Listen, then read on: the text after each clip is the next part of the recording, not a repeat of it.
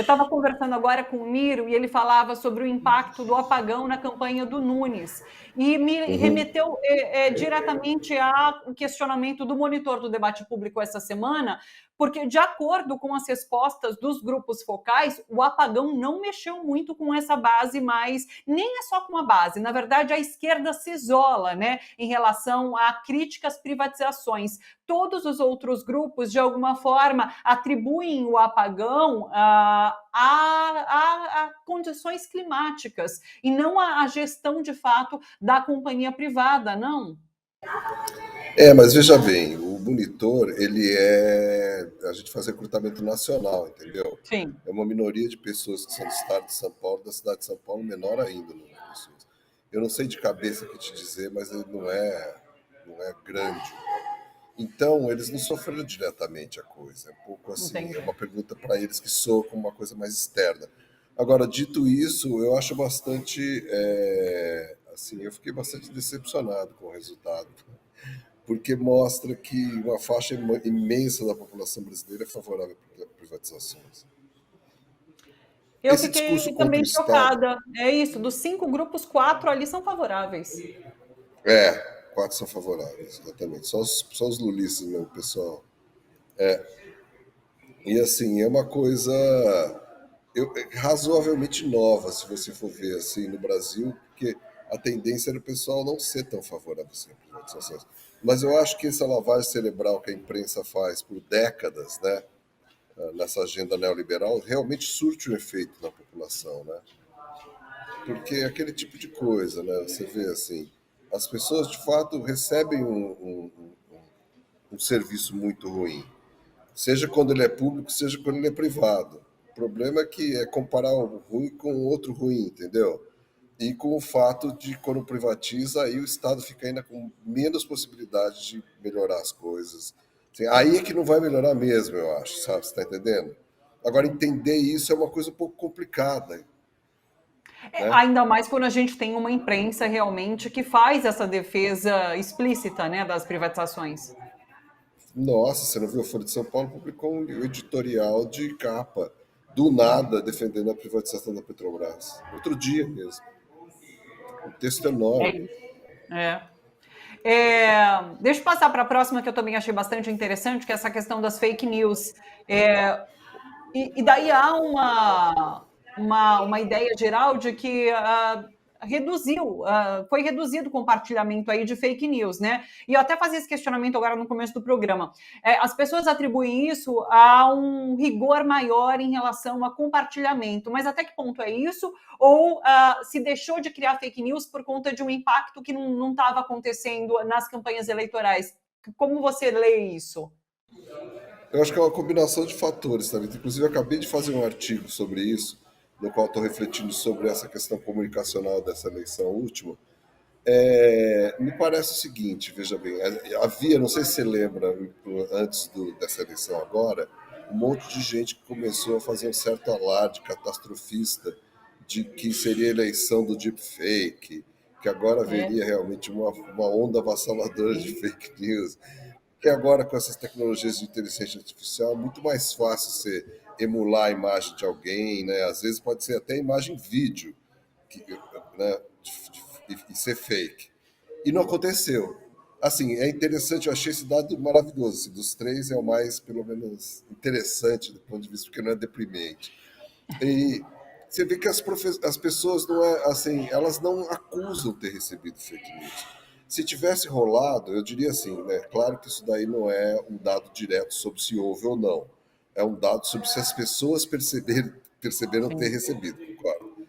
Mas assim, eu diria, como a gente está cobrindo todo o espectro ideológico, é bem provável que tenha havido pouco, porque senão alguém acharia, não, olha, tinha a esquerda tá com muito fake news, ou a direita, não, geralmente a direita que usa isso, mas a percepção muda muito.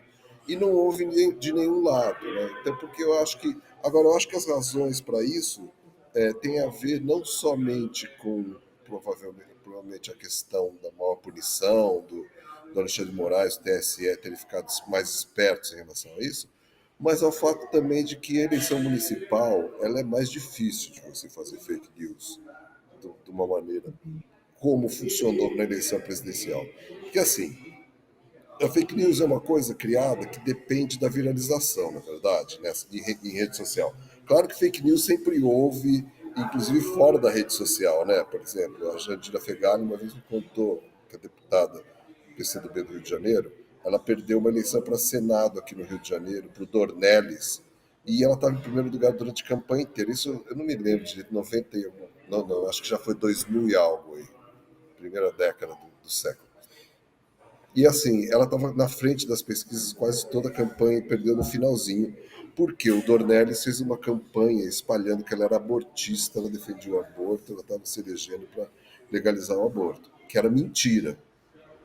Pôs cartazes no estado do Rio de Janeiro, foi uma coisa assim, foi uma campanha de fake news, uma certa viralização feita antes da, não por meio da internet, né?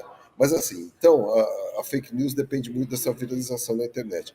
Só que a viralização na internet, ela não segue uma lógica territorial estrita, entendeu? Então Entendi. uma coisa que você vai viralizar contra o Boulos, vamos imaginar uma coisa assim, ainda que São Paulo seja uma cidade gigantesca, né, ela pode escapar, ir para outros lugares. Aí o cara que quer fazer uma em Campinas, ou em Limeira, ou sei lá, Santa Rita do Passa Quatro, não vai conseguir conter para ter o efeito virar. Você está entendendo?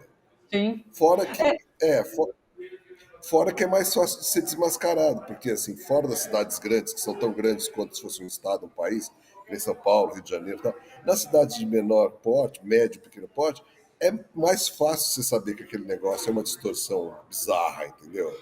É mais Sim. fácil você checar, combater. Então, eu acho que essa lógica da fake news, como a gente viu nas eleições presidenciais, ela tende a não se replicar nas eleições locais.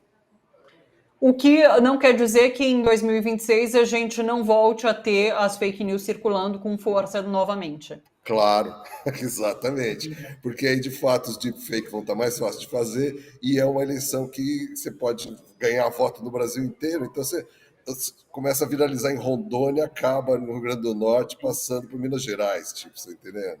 Só estou dando um Sim, faz exemplo. muito Assim. sentido, infelizmente faz muito sentido, né? Realmente, não dá para tirar como base então o que aconteceu nessa eleição municipal. É, Não dá. diga. Assim Eu como a eleição queria, municipal que diga. a gente viu, tem uma lógica muito diferente da eleição É. presidencial, inclusive nos seus resultados, você notou, né? Como assim? Ué, os resultados não foi exatamente que a extrema-direita bolsonarista levou a eleição, Ah, como sim. alguns intérpretes, assim, um pouco desesperados falam. Não é nada disso, né?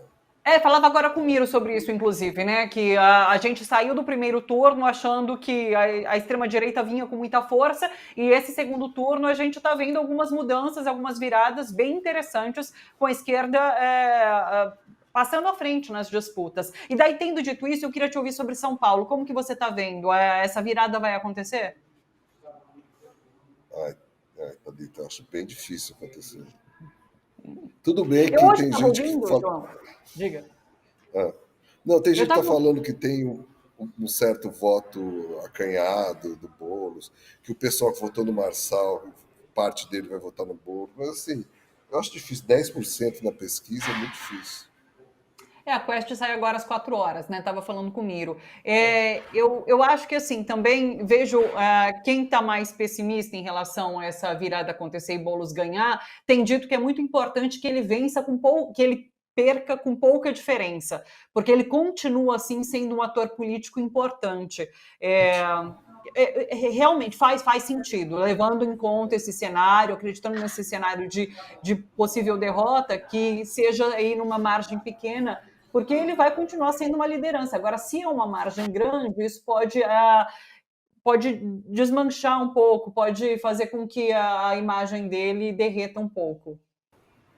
Não, certamente, essa lógica de água mole em pedra dura é uma lógica que a gente já viu em vários lugares, né? Até para a presidência da República, o Lula mesmo é um que utilizou isso. Quantos outros políticos candidatos em outros lugares usam isso? Porque quando você vai para uma eleição e se mostra competitivo, você vai ter um recall positivo na próxima eleição. Então, assim, Sim. e eu acho que o Bolo já fez isso, né? Foi para o segundo turno, já está valendo. Então, assim, daqui para frente o que ele conquistar tá ótimo, tá bom.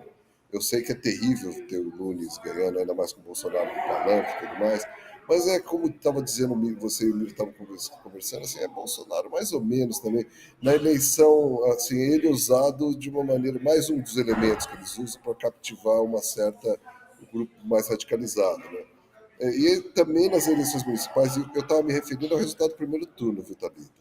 Eu não acho que o Sim, resultado do primeiro turno foi uma vitória cachapante da extrema-direita, longe disso. eu acho que Os não. 4 partidos que mais fizeram prefeitos não são da extrema-direita, Sim, são da centro-direita, centrão, então aquele pessoal que faz política, assim, é conservador e tudo mais, é péssimo para o Brasil, é péssimo para o Brasil, não sei, fora de...